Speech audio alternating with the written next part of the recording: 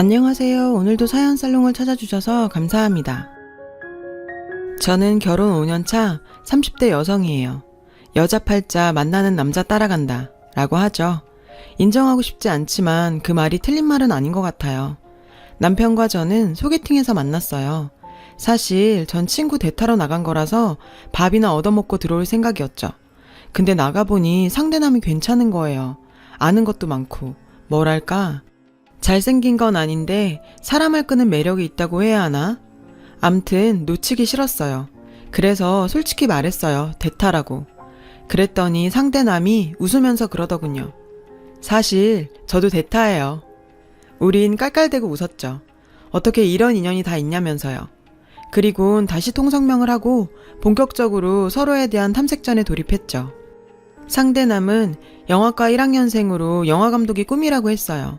그래서 시나리오도 쓰고 있는데 얼마 전 군대 영장이 나오는 바람에 완성도 못하고 입대하게 생겼다고 말이죠. 아쉽지만 우리 만남은 여기까지인 걸로. 저는 딱 잘라 말했어요. 야박하게 들리겠지만 솔직한 심정이었죠. 남자는 군대 가기 전에 어떻게든 여친을 만들고 싶겠지만 여자 입장에선 그 반대잖아요. 남친이 군인이 되는 건 어쩔 수 없어도 굳이 군인 남친을 만들 필요는 없다 이거죠. 그랬더니 상대남이 뜬금없이 그러더군요. 세렌디피티라는 영화 아세요? 만약 우리가 이렇게 만난 게 인연이라면 우연이라도 다시 재회하게 될 거예요. 그 영화처럼. 그러니까 해피엔딩인지 새드엔딩인지는 미래에 맡기고 우린 오늘을 즐기자고요. 상대남은 질척이지 않고 쿨했어요. 그날 우린 차도 마시고 영화 관람에 술까지 마시곤 자정이 다 되어서야 헤어졌죠. 그리고 그걸로 끝이었어요. 세월이 흘러 저는 대학을 졸업하고 광고회사에 취직을 했어요. 대학에서 디자인 전공을 하긴 했지만 학교 공부와 회사 일은 별개더라고요. 늘 사수한테 깨지고 울면서 사표를 썼다가 찍기를 반복하는 게 일상이었죠. 그러던 어느 날이었어요. 우리 부서에서 영화 홍보를 맡게 돼서 제가 사수와 함께 영화사 담당자 미팅에 참석하게 됐죠. 감독은 막바지 편집 작업 때문에 바빠서 못 오고 대신 조연출이 온다고 하더군요. 근데 아무리 기다려도 안 오는 거예요. 결국 영화사 직원과 사수는 먼저 자리에서 일어나고 저만 남게 됐죠. 그렇게 한참을 혼자 회의실에서 조연출을 기다리고 있었는데 맞죠? 자영씨. 문을 열고 들어온 사람은 다름 아닌 오래전 소개팅 그 남자였어요.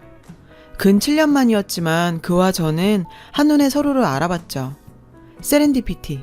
영화 같은 일이 현실이 된 거죠. 그리고 우린 그 인연 덕에 사귀게 됐고요. 결과적으로 우리의 결말은 해피엔딩이었죠. 하지만 우리 두 사람을 연결해준 남편이 조연출이던 영화 말이에요. 안타깝게도 폭망했어요.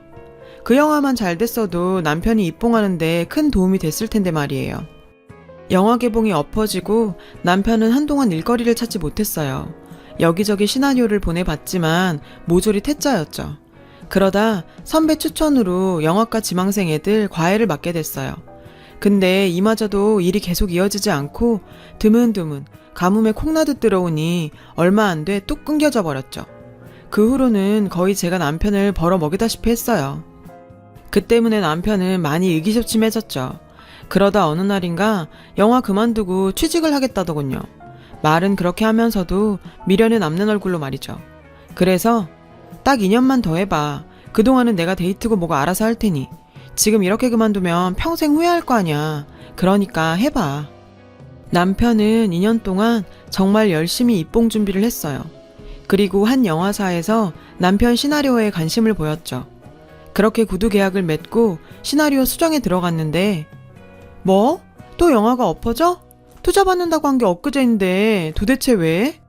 제작 전에 엎어지는 건 영화판에선 일상 다반사라더군요. 하기사 다 찍어 놓고도 엎어지는걸요. 게다가 제대로 계약서를 쓰고 시작한 일도 아니고 영화사 대표랑 구두 계약을 한 거라 돈도 한 푼 못 받고 끝났어요. 1년 반이나 매달려 작업했는데 말이죠. 그 일로 남편은 영화에서 손을 뗐어요. 몸도 마음도 많이 지친 상태였죠. 그럼 이제 어떻게 할 거야? 나이가 있어서 취직도 쉽지 않을 텐데. 큰형이 하는 식당에서 일하려고. 장사가 잘 돼서 손이 많이 필요한가 봐. 식당? 전 동네 백반집이나 잘해야 갈비집 정도가 아닐까 생각했어요. 근데 남편의 큰형이 하는 식당은 TV에도 자주 나오는 대박 맛집이더라고요. 장사가 잘 돼서 얼마 전에 골목 하나 거리에 2호점을 열었는데 거기도 그렇게 잘 된대요. 이번에 얘기하면서 남편이 일에 익숙해지면 거길 떼어주겠다고 했다나 봐요. 물론 공짜는 아니고 투자한 돈을 바꿔서요. 그래도 그게 어디예요? 남편이 취직도 했겠다. 우린 결혼 승낙을 받기 위해 양가 부모님을 찾아뵈었어요. 시부모님께선 인간구실 못하고 살 줄 알았던 막내 아들이 장가를 간다고 엄청 기뻐들 하셨죠. 하지만 저희 친정 부모님께선 남편이 형님 가게에서 일하는 걸 못마땅해 하셨어요. 형님이 곧 2호점을 주실 거라고 얘기를 해도 그건 그때 가봐야 하는 거라며 시큰둥 하셨죠. 그래도 어쩌겠어요. 홍기찬 딸이 이 남자 아니면 안 되겠다는데.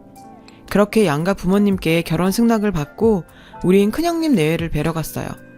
아주버님은 원래 공무원이셨는데 형님 하던 식당이 대박이 나면서 공무원을 그만두고 본격적으로 식당 일에 뛰어드셨더라고요. 손위 형님은 돈놀이하는 집 딸로 어려서부터 부유하게 자랐대요. 그래서 그런가 돈에 대한 집착이 어마어마하더라고요. 남편 말에 따르면 세금 적게 내려고 꼼수도 그렇게 부린다나요? 암튼 형님은 저랑 좀 안 맞을 것 같더라고요. 손위 시누이는 미국에 살고 있어서 전화통화만 했는데 꽤 활달하고 시원시원한 성격 같았어요. 한국에 있다고 해도 시집살이 시키고 그럴 타입은 아니었죠. 아무튼 얼마 뒤 우리는 결혼을 했어요. 미국 사는 시누이도 미국인 남편을 데리고 왔더라고요. 시누이는 제 예상대로 성격이 좋았어요. 근데 묘하게 큰형님하고는 상극 같았죠. 큰형님도 시누이 앞에선 꼼짝 못하더라고요. 신혼여행에서 돌아온 뒤 남편은 쉬는 날도 없이 가게에서 일을 했어요. 저는 남편한테 어떻게 쉬는 날도 없냐고 물었죠. 그랬더니 신혼여행 가느라 쉰 날수를 채워야 월급을 준다고 그랬다는 거예요. 세상에, 아니 어떻게 친동생한테 그래요? 남이라도 그렇게는 안 할 거예요. 그뿐인 줄 아세요? 네 형수님, 바로 갈게요. 밤이고 낮이고 형님네가 부르면 자다가도 튀어나가야 했어요. 이건 뭐 그 집 종이 따로 없었죠. 근데요, 남편은 그 집에서 일하니 그렇다고 쳐요. 저까지 부려먹으려고 하더라고요. 툭하면 광고 전단 좀 만들어 와라. 메뉴판 디자인 좀 바꿔봐라. 동서가 광고회사 다니는데 이럴 때 안 써먹으면 언제 써먹냐고. 기가 막혀서 자기들은 내 남편 신혼여행 간 날짜까지 따박따박 쳐서 일 부리면서 저한텐 공짜로 일 시키는 거 있죠. 내가 지들 써먹으라고 디자인 공부하고 광고회사에 들어갔나. 게다가 돈 한 푼 안 주면서 요구사항은 또 어찌나 디테일하신지. 생각 같아선 확 뒤집어버리고 싶었지만 남편 봐서 참았어요. 게다가 시부모님께 보낼 옷이며 신발, 생활가전까지 매번 저한테 사오라고 시키는 거예요. 카드 한 장 툭 던져주면서 말이죠. 근데요, 정말 화가 나는 건 따로 있어요. 저 시집 오고 지금까지 저희 형님은 명절날 시댁에 온 적이 단 한 번도 없어요. 매번 가게 일 바쁘다고 핑계대고 안 와요. 그게 벌써 5년째예요. 한 번은 하도 약이 올라서 형님한테 명절 음식 얘기를 꺼낸 적이 있어요. 형님, 이번 추석 음식 말이에요. 오시기 힘들면 음식 나눠서 하는 건 어떨까요? 저도 회사 일 때문에 바빠서 혼자 그 많은 음식들 다 하는 게 벅차서요. 라고 했더니 뭐라는 줄 아세요? 동서, 정신 차려. 내가 노니? 죽어라 뼈 빠지게 일하는 거 안 보여? 누군 명절날 쉬고 싶지 않은 줄 알아? 못 쉬고 일하는 사람 생각 좀 하면서 말해라. 그리고 자기처럼 편하게 책상에 앉아서 펜대 돌리는 사람이 힘들면 뭐가 힘들다고 난리야.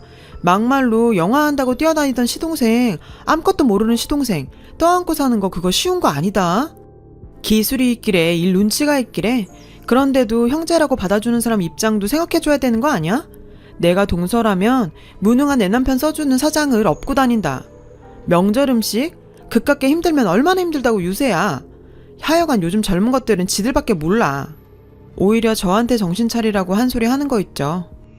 자긴 명절에도 못 쉬고 일한다고 그렇게 생색을 내면서요. 근데 알고 보니 이게 다 거짓말이더라고요. 매번 남편만 쉬게 하고 자기들은 장사한다는 게 이상해서 본점 직원한테 물어봤죠. 그랬더니 딴 때는 몰라도 명절 땐 세상 없어도 쉰다는 거예요. 게다가 2호점 저한테 넘기시면서도 시동생 명절 휴가는 꼭 챙겨달라고 부탁하시더라고요.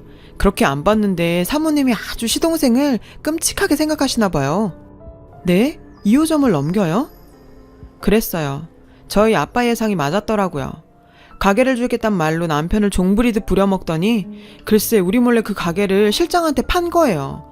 기가 막혀서. 그래놓고 지난 5년 동안 남편 부려먹은 것도 모자라 명절엔 저까지 그렇게 부려먹었던 거죠. 그렇다고 이제 와서 시부모님께 전화해서 그동안 명절마다 형님네 가게 문 닫고 쉬면서도 시골 안 간 거라고 제가 말하기도 그렇고 속에서 천불이 났죠. 그래서 미국 시누이한테 전화를 했어요. 거기다 말하면 시부모님 귀에 들어갈 것 같았거든요. 그랬는데 안 그래도 작은 올케한테 전화하려고 했는데 마침 잘했네. 지난번 설에 오빠네 미국 갔던 거 알아? 네? 미국에요? 응. 친구 마중하러 공항 나갔다가 오빠네랑 정면으로 마주쳤지 뭐야. 보아하니 매년 명절마다 여기로 골프 여행 왔던 모양인데 작은 올케도 알고 있었어? 몰랐죠. 네, 이럴 줄 알았어. 큰 올케 말이 작은 올케가 다녀오라고 등 떠밀어서 왔다더라고. 식당에 남편 자리 마련해줘서 고맙다고 했다면서. 자긴 작은 올케 성의를 봐서 오빠 따라왔다나. 아우, 이 늙은 여우가 끝까지. 저 사실 저희 남편한테 넘겨주겠다던 2호점 말이에요. 그것도 이미 딴 사람한테 넘어갔더라고요. 그이는 그것도 모르고 형님네가 부르면 자다가도 달려가고 그랬는데 형님네 정말 너무한 거 아니에요? 우리가 공짜로 그 가게 달라는 것도 아니고 가게 차리실 때 들어간 돈 다 주겠다고 했는데 어쩜 이럴 수가 있어요? 그래놓고 그이랑 저랑 쌍으로 부려먹고 저요 정말 생각 같아선 큰형님네랑 안 보고 살고 싶어요. 전화기를 붙잡고 한참을 울었어요. 저도 저지만 실망할 남편을 생각하니 감정이 복받쳐서 눈물이 그치지 않더라고요. 작은 올케, 내가 계획이 있는데 내 말대로 한번 해볼래? 전 시누이를 통해 대략적인 계획을 들었어요. 그리고 시누이가 시키는 대로 계획을 진행했죠. 드디어 추석 연휴가 시작됐어요. 이번에도 형님은 가게 문을 열어야 해서 시댁에 못 간다고 하더군요. 그렇게 나을 줄 알았어요. 그래서 저는 그러실까봐 아버님 어머님을 여기로 오시라고 했어요. 요즘엔 많이들 그렇게 하더라고요. 아버님 어머님도 오랜만에 형님네 사는 것도 보신다고 좋다고 하시더라고요. 제 말에 형님 얼굴이 사색이 되더군요. 그랬겠죠. 골프 여행 가려고 항공권부터 호텔까지 다 잡아놨을 텐데 큰일 난 거죠. 아니, 왜 동서맘대로 그렇게 정해? 연세도 있으신데 서울로 오시라는 게 말이 돼? 당장 전화해 그냥 계시라고. 왜요? 혹시 시부모님이 서울 오시면 안 되는 이유가 있나요? 이 이유는 무슨 이유? 아버님 어머님 생각해서 그러는 거지. 에이, 그런 거면 걱정하실 필요 없어요. 그럼 전 시장 좀 가봐야 해서 가볼게요. 나가면서 보니 형님은 어디론가 급하게 전화를 걸더군요. 뻔하죠. 아주버님께 거는 거겠죠. 전 시누이가 시키는 대로 밑밥을 깔고는 집으로 돌아왔어요. 그리고 추석 전날이 다가왔죠.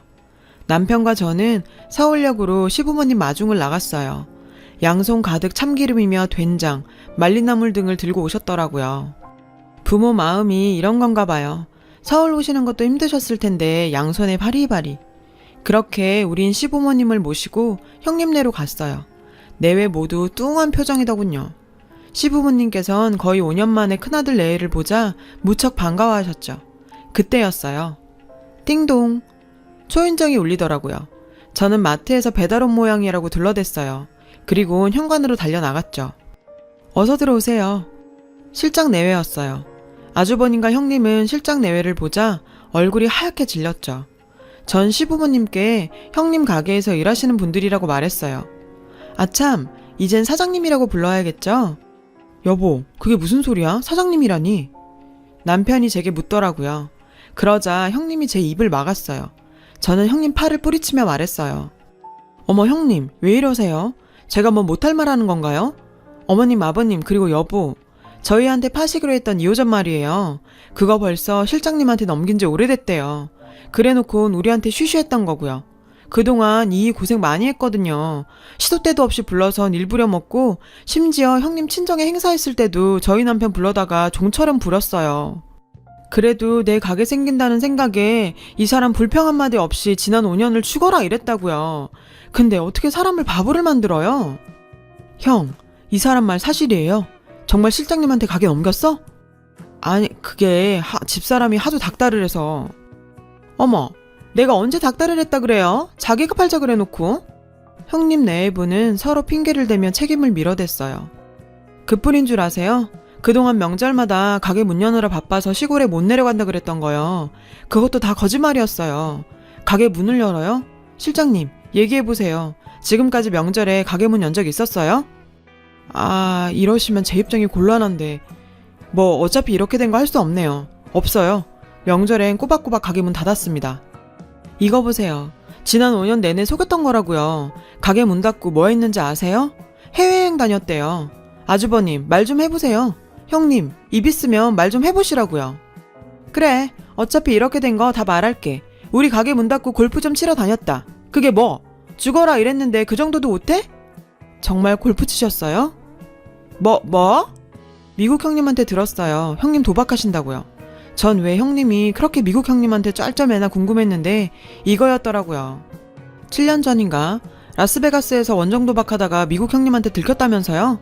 2호점 실장님한테 급히 판 것도 아주버님 몰래 도박판에서 돈 날리고 그거 메꾸려고 그런 거고요. 실장님한테 웃돈으로 2억이나 받아서. 순간 아주버님 눈이 동그래졌어요. 그랬겠죠. 도박이라뇨.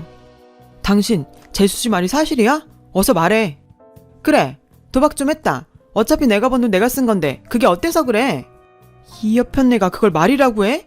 내가 공직에서 왜 옷 벗었는데 네가 하우스 다니면서 도박하는 바람에 너 빼주려고 청탁하다 그런 거 아니야? 근데 아직도 그걸 못 고쳤어? 아주버님은 형님의 머리채를 잡았어요. 그러자 지금까지 고개를 숙이고 계셨던 시아버님께서 소리치셨죠. 다들 그만해. 둘 다 똑같은 것들끼리 아주 잘 만났구나. 종손이라는 놈이 부모 형제 속이고 명절에 놀러 다니는 거냐? 지 남편 공직에서 끌어내리고도 정신 못 차리고 도박하는 애나 똑같은 놈들이다. 앞으로 니들과는 영 끊고 살겠다. 그러니 니들 편한 대로 한번 살아봐. 여보, 갑시다. 이런 정신 빠진 집구석엔 더 있을 필요가 없어요. 전 시부모님을 모시고 저희 집으로 갔어요. 그렇게 말도 많고 탈도 많은 추석이 지나갔죠.